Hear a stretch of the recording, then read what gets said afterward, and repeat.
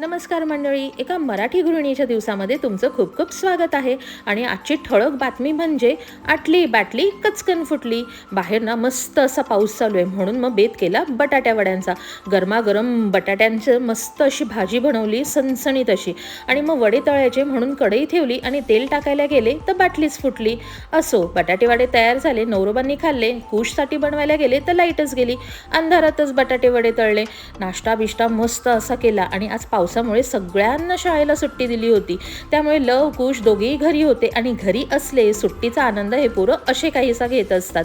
दुपारच्या जेवणाला काय करायचं म्हणून किचनमध्ये जायला लागले तर खुडबुड आवाज आला. पाहते तर काय, लव मस्तपैकी त्याच्यासाठी मॅगी बनवत होता. त्याची गरमागरम मॅगी बघून मलाही तोंडाला पाणी सुटले, म्हणून मी सुद्धा पटकन मॅगी बनवूनच घेतली.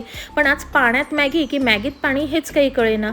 नंतर मग खाऊन पिऊन झाल्यावर पटकन मी तयारी करायला घेतली, कारण की आज माझ्या सगळ्यात लहान्या पुतण्याचा बड्डे होता आणि आम्ही सगळेजण भेटणार होतो.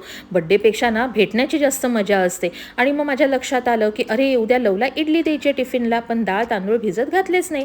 मग 3 कप तांदूळ, 1 कप उडदाची डाळ घेतली, खसा धुतले आणि ठेवले भिजायला. कुशला क्लासमधून घेतलं आणि मग आम्ही पोचलो व्हेन्यूला.